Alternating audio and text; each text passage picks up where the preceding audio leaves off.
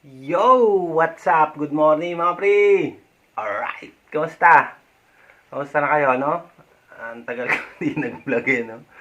Nagka-problema kasi sa YouTube, no? Nawawala yung ads. Hindi ko alam kasi kung paano yun, no? Siyempre, bago-bago lang tayo dito sa monetization, no? Kapag nag-vlog ako, tapos nagkaroon ng views, walang pupuntahan yung views, sayang. So, yun, no? Inayos pa natin. Ang tagal din na, gusto ko na mag-vlog noon, pero pag in-upload ko, sayang naman, di ba? So, yan. Ano bang, natin? Kumusta na nga pala kayo, no? Sana, sa mga natututunan nyo, mga patungkol sa anxiety, no? Mga aral, no? Sana lang nakakatulong yun sa inyo, no? Sa pag-unawa nyo sa anxiety. Kung ano tong nangyayari sa atin, ano ba tong mga behavior na nasanay na tayo, no? Yan, sana mabali natin. So, yan.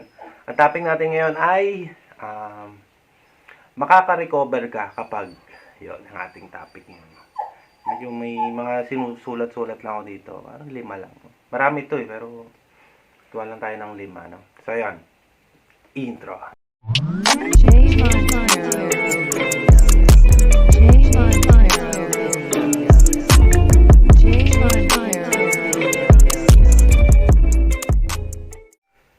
So, yun na nga, no, mga pre, no?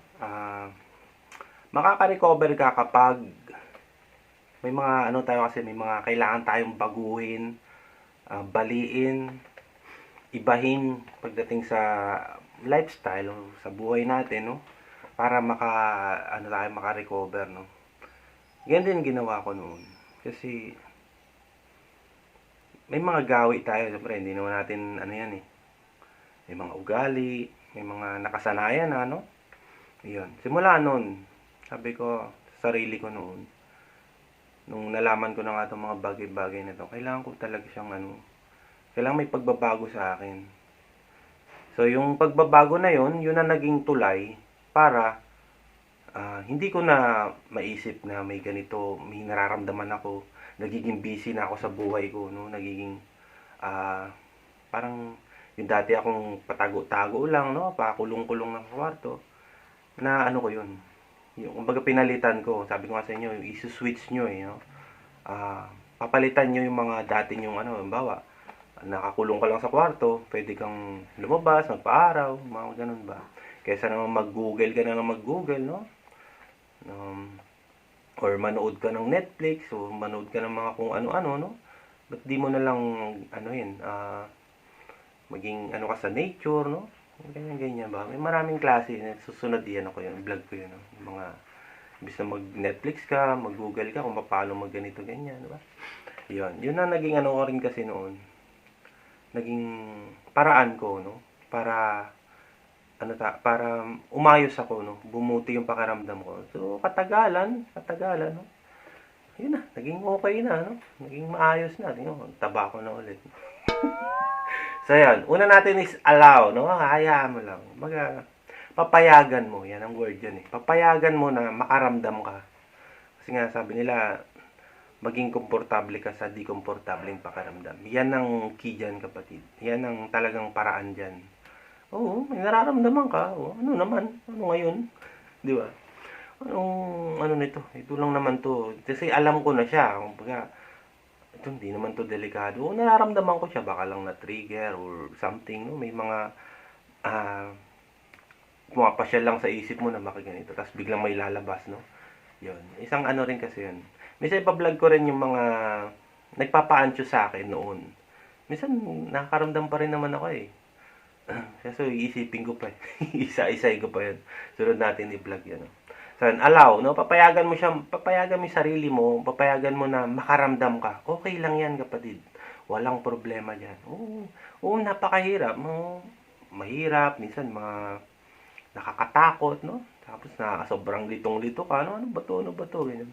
Pag natutunan mo na yon, na-practice mo na papayagan mo yung yung pakiramdam na yun, okay lang yun na yun. Di pag bawa, takot ka sa ganito, nakakaramdam ka dun sa lugar na yun, subukan mo, i-try mo nang i-try. I-try, hindi pala yun. Yung i-practicein mo, no? Iba kasi yung try. Yan. kumbaga, pumunta ka doon para malaman mo, ma-improve mo sa sarili mo na kaya mo. Yun. Sunod. Ito na, yung sunod, yung kaya mo, no? Kaya mo yan, kapatid. Makaka-recover ka kapag, tatak na sa isip mo na kaya mo. Huwag kang papanghinaan ng loob. Dahil nga, minsan, nakawala na tayo ng gana, no? Minsan, ay, ginagawa ko naman itong sinasabi niya, no? Hindi naman akong umu-okay, no? Yun, isa rin yun. Isipin nyo na lang, yung salitang hindi ko kaya is gawa lang ng anxiety yun. Kasi nga, pagdating sa thoughts, no? Kayang-kaya niyang kumbaga, yung takot mo, papalakasin niya papalakasin yan. Merong something sa isip mo na baka ganito, baka ganyan, baka may mangyari masama sa akin. Yun. Kayang-kaya niya yan palakasin sa'yo or talagang wala ka na lang magagawa kasi wala na, sinakop ka na eh. Pero ang isang paraan dyan is mapalakas mo kung ano yung meron ka. Lakas ng loob, no? Kasi wala eh. Kung sa ganitong paraan lang, no? Hindi naman ibang tao mag-aano sa'yo eh. Na sabihin, ganito, ganyan. Lagi magsusuporta sa'yo na ganito, ganyan. Kasi nga sa paraan ni Claire Wicks, no? Talagang hinaharap yan eh.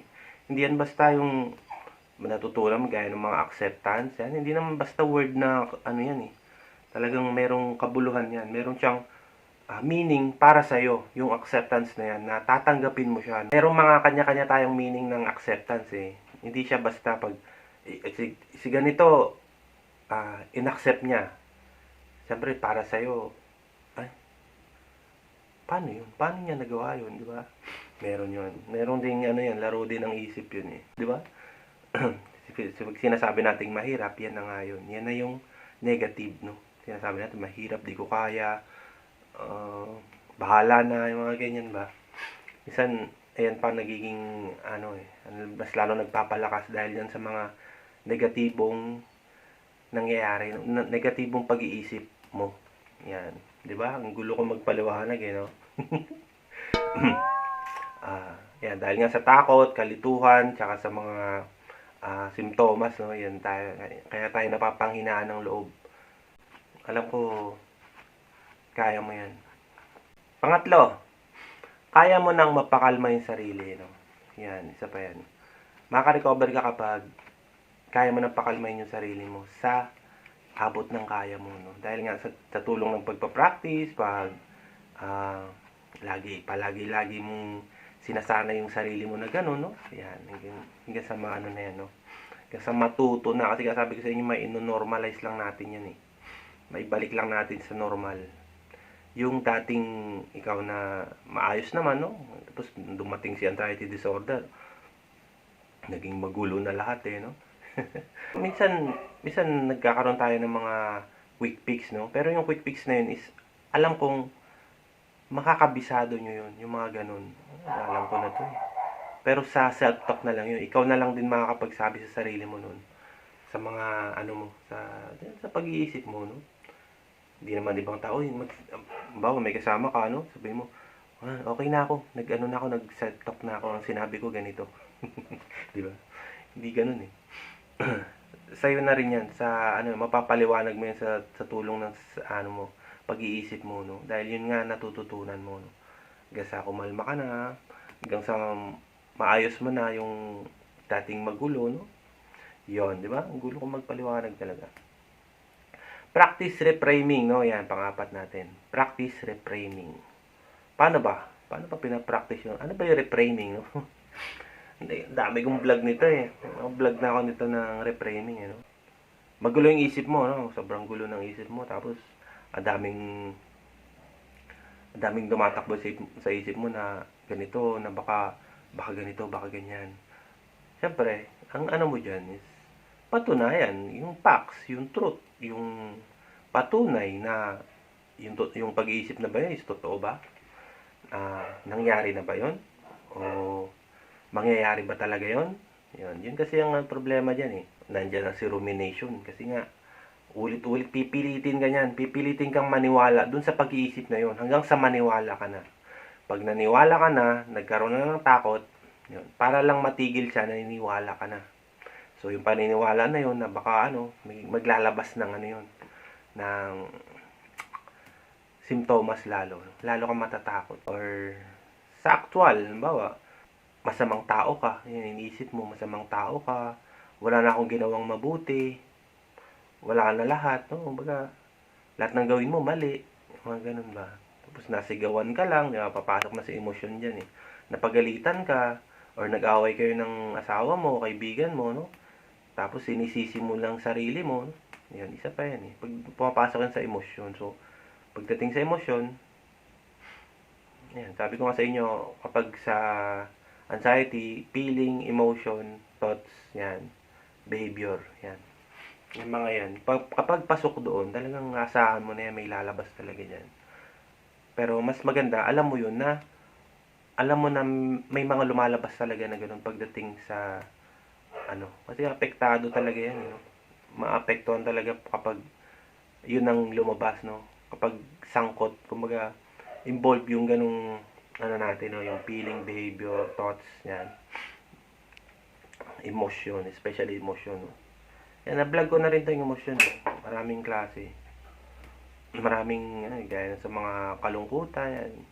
Kalungkutan, masyado kang mababa na yung tingin mo sa sarili mo, no? Parang down na down ka, mga ganyan. Iba-ibang kasi yan eh. Medyo malalim na eh, may pagka-psychology na yun eh. Kapag yan na mo, na ibaliktad, na i-reframe mo lahat yun, yung mga pag-iisip na gano'n, sigurado, makaka-recover ka na. Kapag natutunan mo na, na-practice mo na yung gano'n na, ganito, ay dapat, itong mga pag-iisip na to is, kailangan maging positibo lang ako. Hindi naman ako gano'n eh. Hindi naman ako, masamang tao. Hindi naman ako, gaya ng sa di ba, bagsak ka sa math. Bumagsak ka sa math, sa school, no? Di ba? Sasabihin mo, bobo ka na. Ilang subject ba yung math? Isa lang naman yun. Ilan subject yung naipasa mo, no? Parang ganun lang din, no? Or minsan, may kumakanta, nagkamali lang. Ang tanga-tanga naman nito, parang ganun, di ba? Sorry sa word. Ang tanga-tanga naman itong kumakanta na to, di ba? Parang nagkamali lang siya ng kaunti. Nagkakaroon na ng judgment, no? Yan, isa pa rin yung judgment, eh. Medyo tayo, kapag pagdating sa pag-iisip, eh. Lahat na, konting pagkakamali, lahat na yun, burado na. Gaya sa mga kaibigan, no? Nagkamali ka lang, or may nasabi ka lang na na pangit sa kanya, lahat na nagawa mong mabuti, burado na yun. Di ba? Yun nakaka-relate. So, yun. Pero hindi ganun ang natin, ha. Example ko lang yun. Ayun ang reframing, no? Kailangan nating mabago yun, or maibalik itama natin yung pag-iisip na gano'n. Kasi nga, negative eh. May mga negative thoughts talaga na lumalabas. Pero sa tulong din ng pagpapatunay, mapaniwalaan na okay ka, na maayos ka naman. Dala lang yan talaga ng anxiety mo. Last, self-care. Ano ba yung self-care, no? Makaka-recover ka kapag na-practice mo yung self-care, no? Mga self-care, di ba? Mga exercise, gawing exercise, meditation, yan. Kailangan alam nyo rin yan. Siyempre, pagdating sa exercise, hindi na natin kailangan paliwanag na yan. Napakalaking tulong talaga niya. Kahit mga 30 minutes na lakad-lakad lang sa isang araw o sa iba kasi hindi na nagaganyan eh. Nagtatrabaho sila, no? Papawisan sila sa trabaho. Minsan yung mga nag-opisina, ganun din, no? Kailangan nyo rin maging active physically, no? Lakad-lakad, or mag-gym ka sa hapon, mga ganyan, gym sa umaga, konting kalawin mo lang, no? I-circulate nyo lang yung dugo, no? Ayan. Mindfulness, ba? May mga vlog ako ng mindfulness niyan, mga lumang vlog yan. Halimbawa, naliligo ka, example, no? Halimbawa, naliligo ka, hawakan mo yung sabon, amuyin mo yung sabon, parang sasariwain mo lahat, no? Pagbagsak ng tubig, yung unahin kong sasabunan, di ba? Mga ganyan ba? Mga simpleng kasi sa atin, minsan, di ba, yung iba nga hindi na naliligo, no? Example ko lang yung paliligo, no? Ayan, kung anong mga gagawin mo, no? Sabon, naayusin mo. Tapos magkakaroon ka na ng kaisipan na kapag nilinis ko to, maayos ako, mabango, di ba? Anong susuotin ko? Parang nawawala ka dun sa pakiramdam na pangit, no? Yung mga ganun ba? Maraming klase, kaya paglalakad, mga mag-iisip, no? Naglalakad ka lang sa kalsada, makakita ka ng bulaklak, bulaklak. Di ba? Anong kulay ng sasakyan, ganda ng bahay, yung mga ganun ba? Minsan, dahil nga sa pagkakakulong mo, dahil ka na lang ganyan. Lahat na lang ng isip, paulit-ulit na lang, no? Siyempre, kailangan mo ng pagbabago. Pag kailangan mo mapalitan yung dating gawi or behavior na ganun ka, no? Sa sunod, pumassage ka, di ba? Isa rin to eh. Hindi pa ako nakapagpamassage ulit eh. Yung huli, yung ano pa eh. Ulo lang pinamassage ko nun. Ito lang. Massage, di ba? Kailangan mo rin anuin yung sarili mo. Pagbigyan. Bigyan mo ng pagkakataon na makapagpahinga, makapagpa-relax. And active physically. No? Yan. Workout, mga ganyan. Basta, ang ano dyan, is ikaw pa rin, no? Sa all in all, no? Lahat ng mga nabanggit ko, nasabi ko sa inyo, no? Yan kasi, mahalaga yan, napakahalaga yan para sa recovery, no? Kasi, sa part ng recovery, kailangan natin mag-focus, no? Kailangan natin maging maalam, no? Magkaroon tayo ng knowledge pagdating sa ganito, no? Kasi, wala eh. Kung ano man yung paghihirap mo ngayon, nahihirapan ka, mga sintomas na yan, no? Makakatulong to kung gusto mo, kung may babaguhin ka, willing kang magbago, no? Willing mong baguhin yung mga nakasanayan na nagpapahirap sa'yo. Kasi, ikaw lang naman nakakaalam yan eh. Ikaw lang naman nakakaalam kung anong dapat mong baguhin. You know? Hindi ko naman pwedeng sabihin sa'yo, ay, baguhin mo to. Sa pangkalahatan kasi, sa pangkalahatan na payo, no? Mga advice na para sa lahat. Ayun, ito rin yun eh. Pero marami pa akong gustong isulat, gustong i-share sa inyo. Pero, dito lang muna tayo sa 5. No? Malaking tulong na to sa inyo. Malaki na magagawa nito. Basta tutulungan nyo lang din yung sarili nyo. No? So, yun lang mga pre, no? Sana may nag-gets kayo kahit kaunti sa ating vlog. Medyo distracted talaga ako. Hindi ko alam bakit. Ako lang kasi dito, no? Sobrang tahimik, no? Puro aso lang kasama ko. So, yun. Sana may nag-gets kayo kahit kaunti sa ating vlog. Sana magtuloy-tuloy na yung paggaling nyo. Sana itong mga binablog ko sa inyo is makapagpagaan ng pakiramdam nyo. Makapagpaluwag ng mga paghihirap o mga nararanasan yung hirap ngayon, mga kalituhan, mga sobrang ano. No? So, yun lang mga pre. Maraming salamat at hindi na kayo nagbalik. Maraming salamat mga pre. Adios.